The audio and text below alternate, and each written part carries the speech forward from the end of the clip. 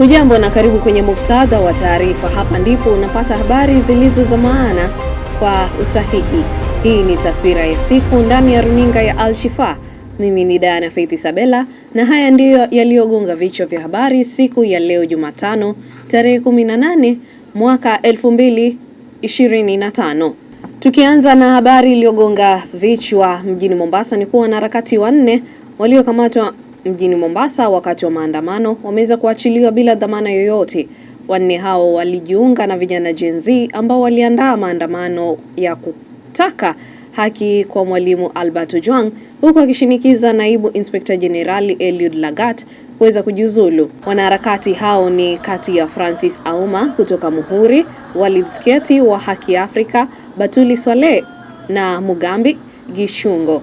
Mashirika ya haki kaunti ya Mombasa yamekashifu vikali kukamatwa kwa wanne hao, wakisema ni kukandamiza haki za kikatiba na za uhuru wa kujieleza.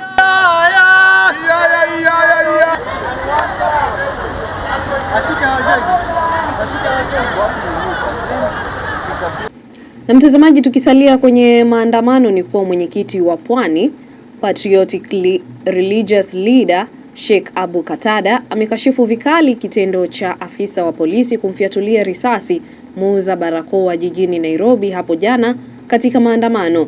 Hata hivyo, Abu Katada ameweza kuitaka serikali kumchukulia hatua afisa huyo.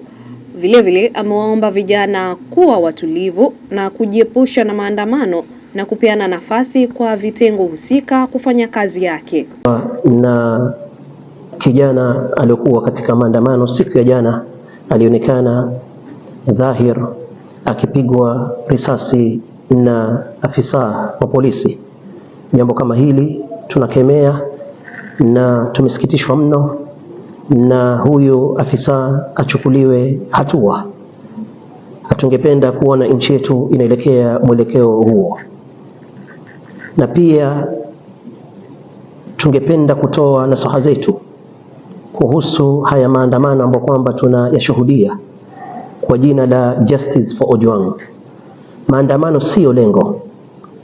Maandamano ni chombo cha sauti ya mwenye kudai haki yake iwe ni yenye kusikika, lakini lengo ni justice kupatikana, haki kupatikana, na justice haipatikani barabarani.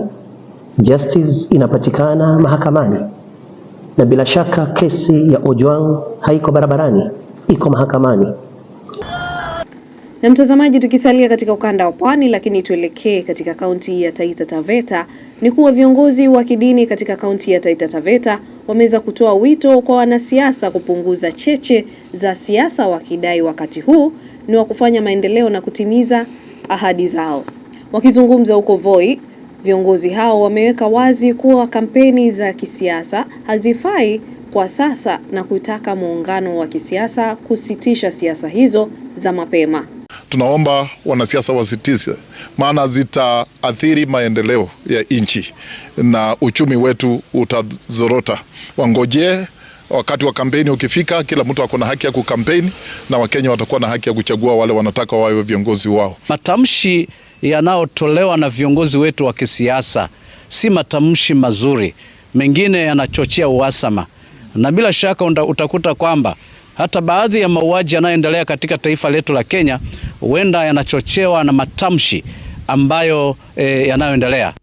Na mtazamaji, tuelekee michezoni ambapo shirikisho la soka nchini FKF limewasilisha pendekezo tata kwa jopo la wataalamu linaloangazia mabadiliko ya sheria ya michezo, likitaka muda wa uongozi wa maafisa waliochaguliwa kuongezwa kutoka mihula miwili hadi mitatu.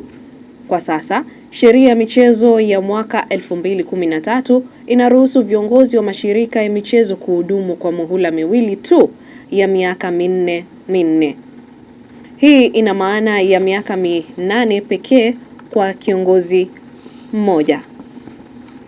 Msajili wa michezo Rose Wasike tayari ameonya kwamba yeyote atakayekiuka sheria hiyo kwa kuania muhula wa 3 atahesabiwa kuwa hafai na uchunguzi huo unaweza kutangazwa batili.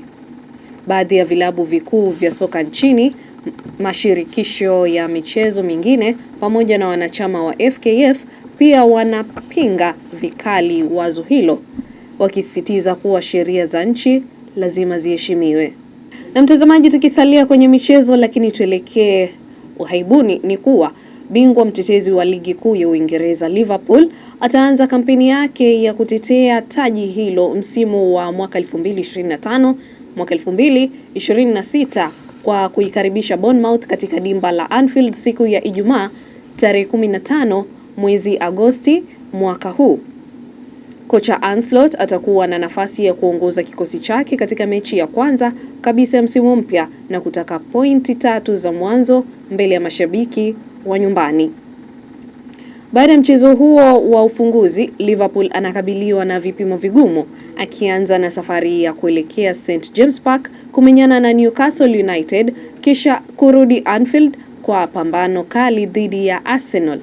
Katika mchezo mwingine wa kuvutia kwenye ufunguzi wa msimu, Arsenal wataelekea Old Trafford kuivaa Manchester United katika mechi kubwa inayotarajiwa kuvutia mashabiki wengi ndani na nje ya uwanja.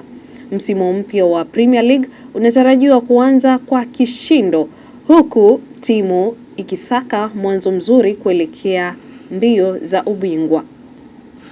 Na mtazamaji, tuelekee katika habari za kimataifa ambapo makamu mwenyekiti wa Chadema John Heche amesema chama hicho kinatilia shaka uamuzi wa Mahakama Kuu uliowazuia baadhi ya viongozi wake kujihusisha na siasa na kutumia mali za chama, na hivyo wanapanga kukata rufaa. Heche amesema Chadema itaendelea kuheshimu maamuzi ya mahakama, lakini pia itaelekeza wanachama wake kuendelea na shughuli za kijamii kama vile upandaji miti, ibada na mikusanyiko ya kuadia na mikusanyiko ya kawaida bila kukiuka amri hiyo. Aidha, amesisitiza kuwa kauli mbiu ya chama bila mabadiliko hakuna uchaguzi bado ipo pale pale, na amewahimiza wanachama kuendelea kuvaa fulana zenye ujumbe huo. Awali, mkutano wa Chadema na waandishi wa habari uliopangwa kufanyika jijini Dar es Salaam ulizuiwa na jeshi la polisi kwa madai kuwa haukuwa halali. Na mtazamaji, nimeweka nukta ya mwisho katika taarifa za leo, lakini habari zinaendelea kila sekunde kwenye mitandao yetu ya kijamii kwa hamasisho zaidi. Kutoka kwangu Diana Faith Isabella na wasaidizi wangu ikiwa ni Benedict na Mary, tunakutakia usiku mwema wenye utulivu.